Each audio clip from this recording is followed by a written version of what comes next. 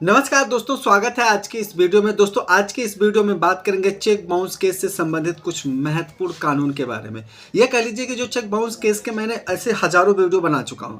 तो दोस्तों आज की इस वीडियो में हम बात करेंगे चेक बाउंस जो केस था, आखिर जो एनआई एक्ट जिसको बोलते हैं, जिसके तहत चेक बाउंस केस को कवर किया जाता है, ये कब इसकी शुरुआत हुई एनआई एक्ट की, और ये क्यों शुरू किया गया। एक सबसे बड़ा रीज़न है कि क्यों शुरू किया गया और कब शुरू हुआ, इसका इतिहास क्या, कितनी बार अमेंडमेंट लाया गया, पूरा इतिहास ही पढ़ लेंगे इसके बारे में। किस समय पर कौन कौन से महत्वपूर्ण सेक्शन को जोड़ा गया, कौन कौन से सेक्शन को हटाया गया, कौन कौन से प्रोविज़न को ऐड किया गया, सब हर चीज़ के बारे में बिल्कुल डिटेल में बात करेंगे। मतलब पूरा हिस्ट्री लेकर बैठा हूँ आज की इस वीडियो में। दोस्तों वीडियो वास्तव में बहुत इंटरेस्टिंग होने वाली है, क्योंकि पूरी हिस्ट्री जान जाएंगे, किस समय क्या ऐड किया गया, क्या हटाया गया, पूरा अमेंडमेंट सब कुछ पढ़ेंगे और कब बनाया गया। दोस्तों वीडियो बहुत ही इंटरेस्टिंग होने वाली है, तो वीडियो शुरू करते हैं।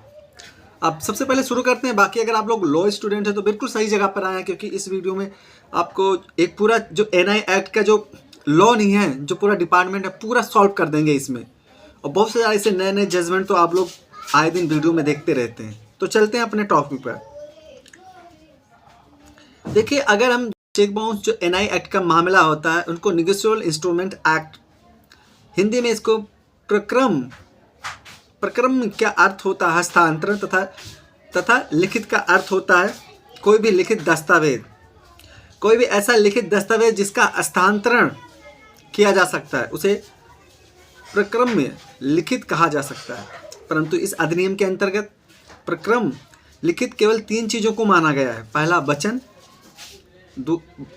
पत्र, दूसरा है विनियम पत्र तथा तीसरा है चेक। इन तीनों दस्तावेजों को प्रक्रम मतलब जो होता है, इनको प्रक्रम लिखित माना गया है तथा इस समस्त अधिनियम में इन तीनों दस्तावेजों से संबंधित प्रावधान को ही प्रस्तुत किया गया है। पहला वचन का पत्र, दूसरा क्या है स्थानांतरण जो करते हैं, दूसरा है विनियम, और इसके बाद में जो तीसरा है दस्तावेजों का प्रक्रम्य लिखित। ठीक है, आगे बढ़ते हैं। इन तीनों दस्तावेजों को नियमन के उद्देश्य से ही अधिनियम बनाया गया है, और इस अधिनियम में कुल 148 धाराएं हैं। आगे बढ़ते हैं, कुछ और जानते हैं इस केस से संबंधित। हुंडी शब्द भी इससे संबंधित है।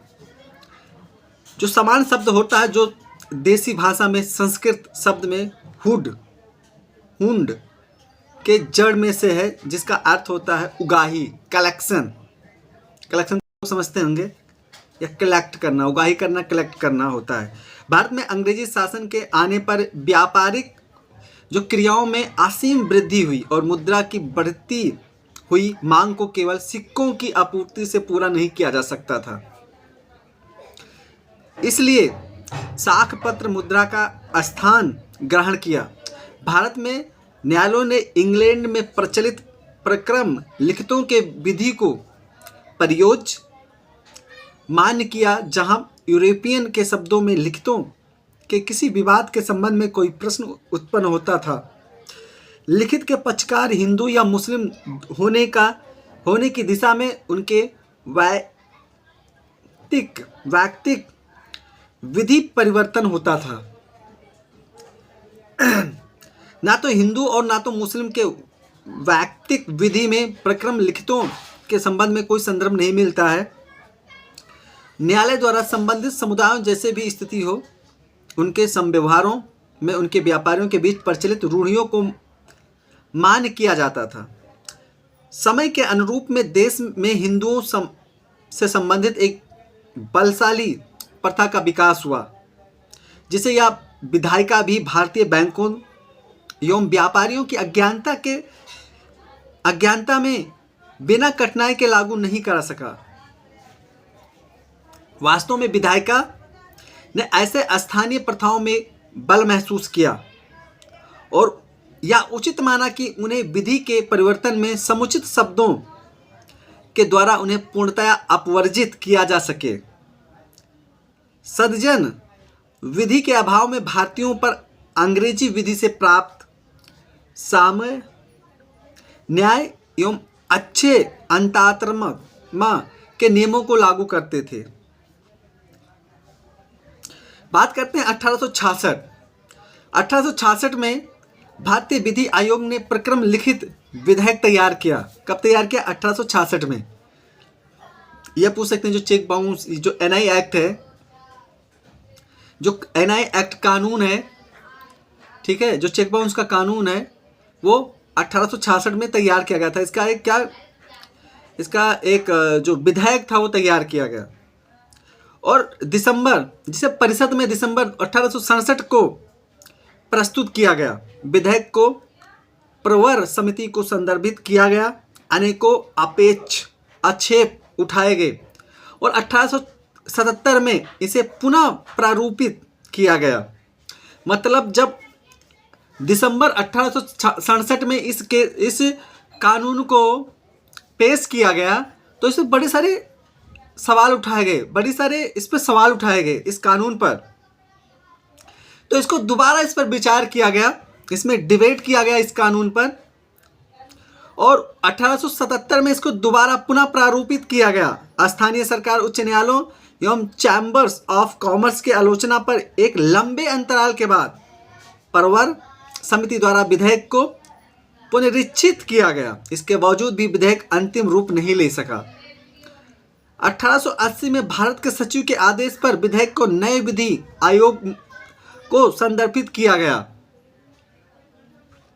एक नए विधि आयोग के अनुशंसा पर विधेयक को पुनः प्रारूपित किया गया। मतलब जो 1866 में दोबारा प्रस्तुत किया गया था उसमें भी कमी निकाली गई, फिर उस पर दोबारा विचार किया गया, उस पर डिबेट किया गया, उस पर डिस्कस किया गया और फिर पुनः इसे समिति को भेजा गया जिसने नई विधि आयोग के अधिकांश अनुशंसा को ग्रहण किया और इसी प्रकार चौथी बार में प्रारूप तैयार कर परिषद 26वीं अधिनियम परिषद से प्रक्रम में लिखित विधेयक को पारित किया कर 9 दिसंबर 1981 18 दिसंबर 1981 को सहमति प्राप्त किया गया और 1 मार्च 1882 को निगोशिएबल इंस्ट्रूमेंट एक्ट 1881 परिवर्तित हो गया। अब जो निगोशिएबल इंस्ट्रूमेंट एक्ट 1881 में बैंकों के अनादर को प्रभावी ढंग से निपटाने का कोई विशेष प्रावधान न होने से समाज में बैंकों का अनादर असमान रूप से बहुलता से होते थे, जिससे लोग चेक को में भुगतान में समान रूप से पीड़ित धारक को चेक के लेखीवाल के विरुद्ध प्रभावी उपचार व्यवस्था न होने पर अपने को असहाय पाता था। इससे चेकों के अनादर पर एक नई विधि की आवश्यकता हुई और 1988 में एक नया यानी 17वां अध्याय खातों में पर्याप्त निधियों के कारण कतिपय चेकों के अनादर की दशा में शक्तियां अधिनियमित किया गया और अधिनियम में 138 से 142 तक की नई धाराएं अंतः स्थापित की गई। अब इस चीज़ को थोड़ा समझते हैं फिर आगे बढ़ते हैं। ये जो लॉ स्टूडेंट है ना, अगर आप लोग अभी तक जुड़े हैं तो चूंकि ऐसे नहीं पढ़ता ही नहीं चलूँगा, इसको समझाते हुए चलूँगा, उनके लिए बहुत यूजेबल है।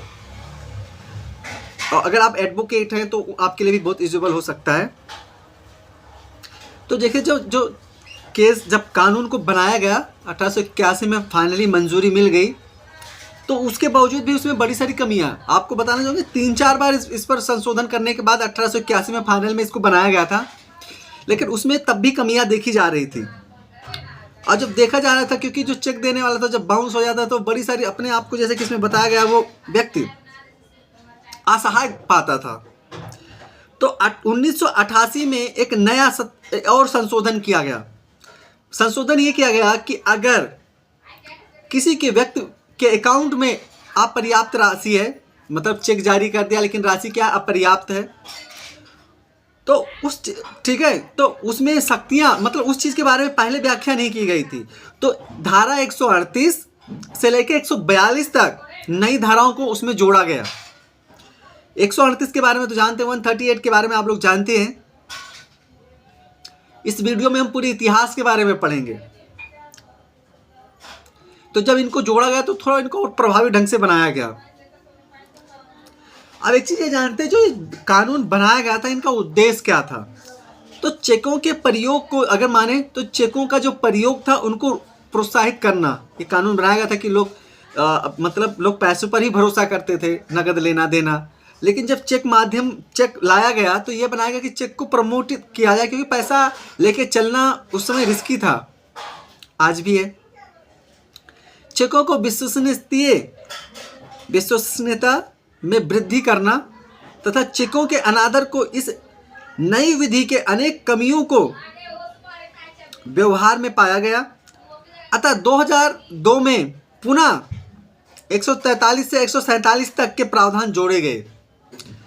2002 में एक और बड़ा अमेंडमेंट किया गया, बदलाव किया गया, 143 से 147 तक जोड़े गए।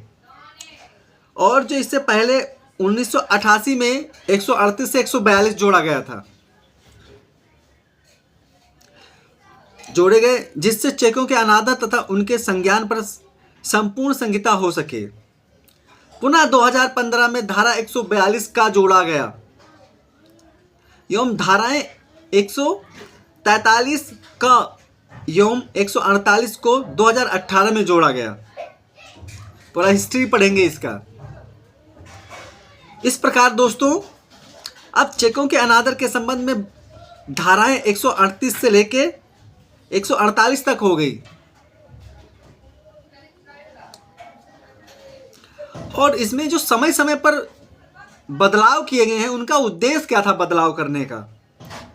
जो निगोशिएबल इंस्ट्रूमेंट एक्ट 1881 को banking, public financial institutions and negotiable instrument laws संशोधन अधिनियम 1988 द्वारा संशोधित कर एक नया अध्याय 17वां अधिनियमित किया गया। खातों में अपर्याप्त निधियों के कारण चेकों के अनादर की दशा में शक्तियां उन उपबंधों को नियमित करने का उद्देश्य चेकों के प्रयोग की संस्कृति को प्रोत्साहित करना एवं लिखितों के विश्वसनीय में अभिवृद्धि करना था। जो निगोशिएबल इंस्ट्रूमेंट एक्ट 1881 में जोड़े गए वर्तमान उपबंध धारा 138 से लेकर 142 बैंकों के अनादर के लिए कम पाए गए अधिनियमों में उपबंधित दंड अपर्याप्त पाए गए। इन मामलों में से संबंधित न्यायालयों की प्रक्रिया भी जटिल पाई गई। अधिनियम में उपबंधित प्रक्रिया भी समयबद्ध तरीके से अनादर के मामलों को तेजी से निपटाने में न्यायालय के असमर्थ पाए गए। देश में निगोशिएबल इंस्ट्रूमेंट एक्ट को उक्त धाराएं 138, 142 के अधीन अधिक संख्या में विभिन्न न्यायालय में विचाराधीन पाए गए। इन संबंध में अधिक संख्या में प्राप्त परिवादों को ध्यान में रखते हुए जो विभिन्न न्यायालयों में लंबित थे, मतलब कोर्ट में बड़े सारे केसेस क्या थे, पेंडिंग पड़े हुए थे। तो एक कार्य समूह गठित किया गया और जिसका कार्य था 138 को पुनर्विलोकन करना, मतलब उस पर पुनर्विचार करना एवं इस धारा के उद्देश्य को प्राप्त करने के लिए आवश्यक संशोधन की आवश्यकता की अनुशंसा करना था। कि जो एनआई एक्ट की धारा 138 है वो उस समय उतनी बेहतर तरीके से काम नहीं कर रहा था, तो ज़रूरत थी इस कानून पर 138 पर दोबारा विचार किया जाए, इसको और थोड़ा प्रभावी ढंग से बनाया जाए। सरकार ने रिजर्व बैंक ऑफ इंडिया एवं अन्य विधिक विशेषज्ञों के परामर्श से कार्य समूह की अनुशंसा एवं अन्य संस्थाओं व संगठनों के प्रतिवेदनों का परीक्षण किया एवं एक विधेयक नामता प्रक्रम लिखित संशोधन विधेयक 2007 24 जून 2001 को लोकसभा में प्रस्तुत किया गया और विधेयक को वित्तीय विषय पर परवर समिति को संदर्भित किया गया, जिसके द्वारा निम्नलिखित कुछ महत्वपूर्ण संशोधन किए गए थे। कुछ लोकसभा में प्रस्तुत किए गए थे, आइए जानते हो कौन थे। अधिनियम में उपबंधित 1 वर्ष के दंड को 2 वर्ष में वृद्धि कर दिया गया। मतलब 7 जून मतलब जो 2001 को जब लोकसभा में पेश किया गया, मतलब 2007 जो संशोधित किया गया, तो इसमें क्या किया गया, जो 1 साल की सजा होती थी उसको 2 साल में वृद्धि कर दिया गया। पत्र मुद्रा अधिनियम 1871 को निगोशिएबल इंस्ट्रूमेंट एक्ट के प्रावधान को प्रभावित नहीं करते हैं। अधिनियम उत्तरोत्तर पत्र मुद्रा अधिनियमों द्वारा मान्य किया गया और अंतिम भारतीय मुद्रा अधिनियम 1934 से निश्चित किया गया और 1871 के अधिनियम की धारा 21 के प्रावधान को भारतीय रिजर्व बैंक ऑफ इंडिया अधिनियम 1934 की धारा 31 में सूक्ष्म उपांतरों के साथ पुनः अधिनियमित किया गया। 1986 अधिनियम की यथा संशोधित धारा 31 है। निगोशिएबल इंस्ट्रूमेंट एक्ट 1881 में किसी बात के होते हुए भी रिजर्व बैंक से या इस अधिनियम द्वारा अभिव्यक्त यथा प्राधिकृत केंद्रीय सरकार से विभिन्न भारत में कोई भी ऐसा वचन पत्र जिसमें यह अभियुक्त को ही लिखित के वाहक को दिए ना तो लिखेगा ना ही निर्गमित करेगा। पत्र मुद्रा अधिनियम की उद्देश्य जो होते थे, उद्देश्य बैंक एवं निजी व्यक्तियों को निर्णय के सरकार के एकाधिकार के उल्लंघन से रोकता था। यह एकाधिकार अब भारतीय रिजर्व बैंक में मामलों में केंद्रीय सरकार में निहित है। वाहक को मांग पर दिए से अभिप्रेरित कि कोई व्यक्ति के धारक के पृष्ठांकन के बिना भुगतान प्राप्त कर सकता था या बैंक खाते पर वाहक चेक के लिखने के मनाही नहीं करता था। चेक सुविधा में किए गए जमा धन को चेक से आहरित करने की सुविधा बैंक एवं आवश्यक कार्य है जिसे केंद्रीय सरकार सूचना द्वारा भारत के रिजर्व बैंक की अनुशंसा पर बैंकिंग कंपनियों को अनुज्ञात कर सकेगी। बैंकिंग विनियमन अधिनियम 1949 की धारा 49 का के अनुसार चेक द्वारा आहरण की सुविधा केवल company, reserve bank, state bank, अन्य बैंकिंग संस्थाएं, फर्म या अन्य कोई व्यक्ति, स्टेट बैंक या अन्य कोई व्यक्ति जो रिजर्व बैंक की अनुशंसा पर केंद्रीय सरकार द्वारा अधिसूचित है प्रदान कर सकेगी। परंतु यह इस धारा में उपबंधित कोई बात सरकार द्वारा अधिसूचित सेविंग बैंक स्कीम पर लागू होगी। वचन पत्र विनियमन पत्र एवं चेकों से संबंधित negotiable instrument act oolong common law पर आधारित है। भारतीय विधि के संहिताकरण में अलंग विधि के प्रावधानों को निष्ठापूर्वक अपनाया गया। अतः भारतीय शर्तों के विलक्षण किन्हीं विशेष परिस्थितियों के अभाव में भारतीय विधि को अलंग विधि के प्रावधानों की अनुकूलता में व्याख्या करने के लिए अनुमान्य थे। परंतु लॉ मर्चेंट के आगे ये भाग जिसे भारतीय विधायिनी स्वीकार करने के समुचित पाए उसे भारतीय संविधा अधिनियम एवं निगोशिएबल इंस्ट्रूमेंट एक्ट में सम्मिलित कर इस प्रकार से यह न्यायालय की क्षमता में नहीं था कि स्थापित आधारों को छोड़कर अनिश्चित क्षेत्रों में खोज करें जो लॉ मर्चेंट पदावली से परिभाषित थे।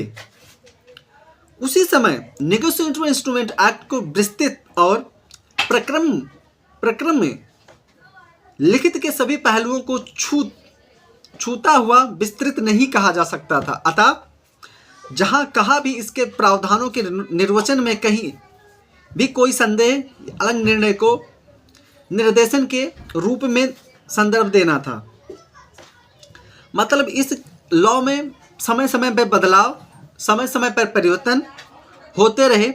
आइए देखते हैं एक जजमेंट है शिवराम बनाम जयराम मुदालियर न्याय राममूर्ति 5 अधिनियम के प्रावधानों को इस रूप में निर्वाचन किया गया जाना चाहिए, जिससे प्रक्रम लिखितों की हाथों हाथ में बिना किसी संदेह के अस्पष्ट के परंतु यथार्थ या निश्चितता के साथ संचलन को प्राप्त किया जा सके एवं अभिवृद्धि को हो सके।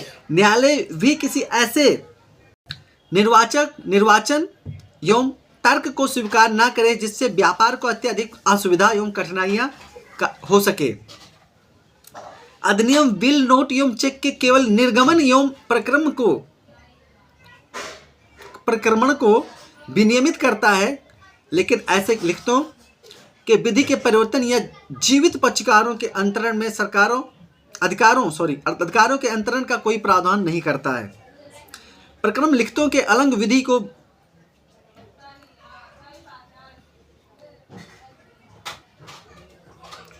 विधि में भाषा एवं व्यवस्था में अंतर दोनों अलंग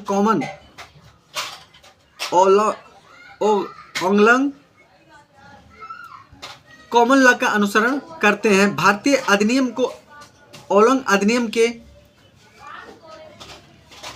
पहले पारित किया गया। संविधान के अनुच्छेद 246 के द्वारा यह प्रावधान किया गया कि 7वें अनुसूची के संघ सूची में दिए गए मामलों को किसी भी बाद के संबंध में संसद को विधि बनाने की अन्य शक्ति प्राप्त है। संघ सूची के मध्य 46 में विनिमय पत्र, चेक, वचन पत्र एवं अन्य समान लिखितों को सम्मिलित किया गया। सूची के 45वें मध्य बैंकिंग से संबंधित इस प्रकार प्रक्रम लिखितों एवं बैंकिंगों विषय संसद के अन्य अधिकारिता में आते हैं, जिसे केवल नेगोशिएबल इंस्ट्रूमेंट एक्ट में परिवर्तन या संशोधित करने की शक्ति है। यहाँ पर विनिमय पत्र, चेक एवं वचन पत्र के संबंध में विधि बनाने की संसद एवं राज्य की विधायकी शक्तियां महत्वपूर्ण है। राज्य विधायिका अपनी सूची में विधि बनाते समय अपनी अधिकारिता का उल्लंघन करता है और प्रसंगत भारत सरकार अधिनियम 1935 के अधीन किसी संघीय विषयों का उल्लंघन करता है। प्रश्नों को सुप्रीम कोर्ट बॉम्बे एवं एक जजमेंट है, सुप्रीम कोर्ट ने बॉम्बे राज्य बनाम नरोत्तम दास में निर्णित किया।